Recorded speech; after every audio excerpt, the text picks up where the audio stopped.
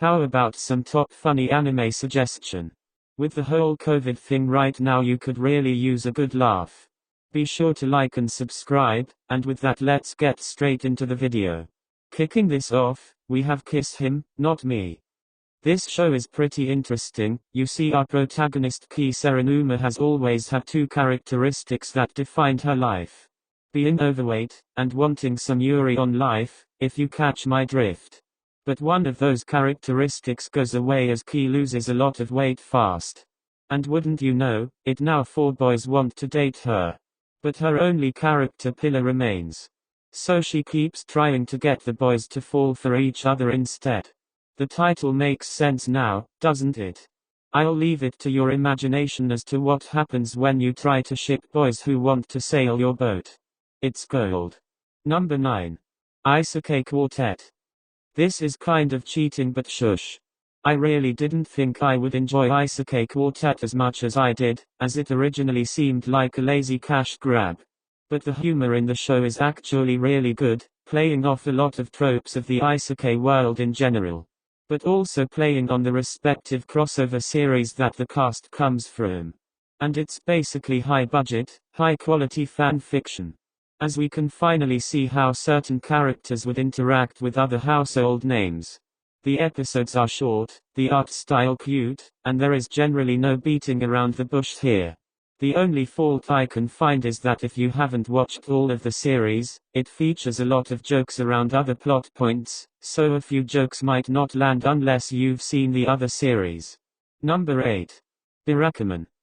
Barakamon is the type of show you watch to get you into that giggly summer mood.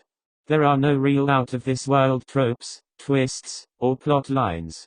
Just a truly funny character-driven comedy. It also has somewhat of a different feel as there's no high school, or basketball players, or video games. But rather calligraphy in the countryside. After losing his cool and totally sucker-punching a veteran, Seihanda is sent to the Goto Islands to reflect on his actions. This is where the supporting cast comes into play as a plethora of cocky children, nosy old men, and everything in between come to hassle our protagonist. The backbone of this comedy is the overall dynamic between all characters in the show and their adventures together. Number 7. Daily Life of High School Boys. The best way to view Daily Life of High School Boys is as an ensemble comedy. Personally, no one character stands out as the center of the show. The humor is usually derived out of group tomfoolery and how the characters bounce off each other. And every time the wind blows near a certain riverbank. The show centers around kids and the various things they might do for fun, like playing pretend with some sticks or wearing your sister's underwear. We've all been there, right? At its worst, it's a feel-good slice of life anime. At its best, it's just absurdly funny. Number 6. Haven't you heard? I'm Sakamoto. Sakamoto is just insane. It's the most predictable and yet non-predictable show I have seen in a while. We catch on immediately that Sakamoto is perfection and that he will always come out ahead and win. But he does it in just the weirdest, most fabulous ways possible. The conclusion to every conflict just has you sitting there laughing, repeating of course that would happen. It's all so nonsensical that it makes perfect sense. Also everyone falls in love with this man. For God's sake, the bullies that wanted to beat him up ended up putting his picture as their phone background. And then there is Kubota's mother, Jeez Louise. This anime is like Mission Impossible, only it's extremely possible, because he is Sakamoto. Number 5. The Devil is a Part-Timer. From the title alone you might think that it is just another seasonal power fantasy isekai series, but oh boy. What it really boils down to is a hilarious slice of life anime with the most bizarre overarching plot. Like when you're just minding your own business flipping some burgers so you can pay rent next month, but then Lucifer shows up and starts blowing stuff up. Only to become a shut-in neat an episode later.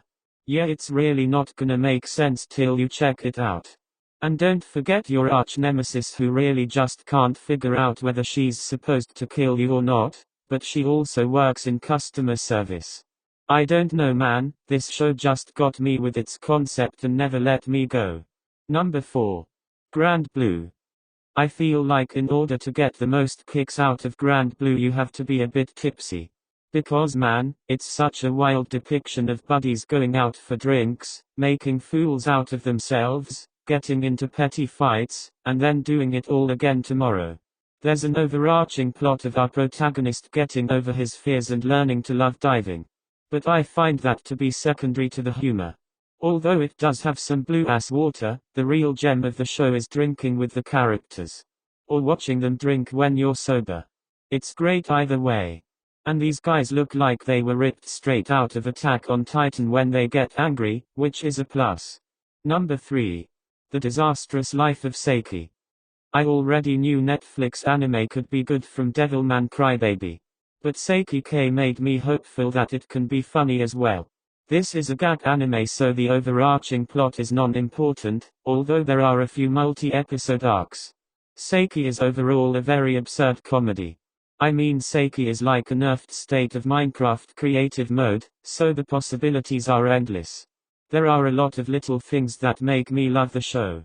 Keidao's theme song that plays whenever he speaks of the Dark Reunion, Terukashi's inner diva, and Nendao being Nendao. The humor is not as crude as some other entries on this list. And you can enjoy the show even if you've never watched anime in your life. It's really made for broad audiences, hence why I think it's on Netflix. Can we also just appreciate how Seiki is literally always complaining? Not in an Asuma screeching annoying way. I mean, the guy is just so done with everyone. I love it. Number 2. Konosuba. I love Konosuba. Does that make me basic? Probably. Though personally, I think Konosuba has one of the best ensembles in anime. Especially the core cast of Kazuma, Megumin, Aqua and Darkness. Their banter just never seems to get old. And although some of the characters are pretty one-note, the show avoids getting stale. Kazuma in particular is a gem when it comes to comedy. You can see how much fun the writers have with his dialogue. The recurring characters alongside the villains are also decent, never being in the spotlight for too long but still being memorable. Kazuma's fight with Mitsurugi and the preceding power of his creepy hand movements are my personal favorites in the show. In number 1 we have Gintama. It's like if Family Guy was an anime, funnier, and had some amazing fights sprinkled throughout. Before you burn me for comparing it to Family Guy, let me explain. This show parodies and references anything and absolutely everything. Which is its biggest strength and weakness. Because if you get the reference it's like high-fiving the creator in slow motion, but if you don't get it you feel like you've brought great dishonor to your family. Or you just turn it off and move on. Think of watching Yu-Gi-Oh! Abridged without ever having seen the original Yu-Gi-Oh! It may be funny, but a lot will go over your head. The show also brilliantly breaks the fourth wall and uses meta humor, with characters complaining how they haven't been in any episodes recently. Or the crew watching the trailer for their own movie. The show's longevity itself speaks volumes to how good it is. Gintama has been going on for hundreds of episodes, with specials and movies, all of which are highly critically acclaimed. If you want a laugh riot anime then Gintama is a great place to start. Anyway, definitely hit that like if you enjoyed. Hopefully you've found some new anime to watch here and do get some fun laughs, and thanks for watching. I'll see you guys later.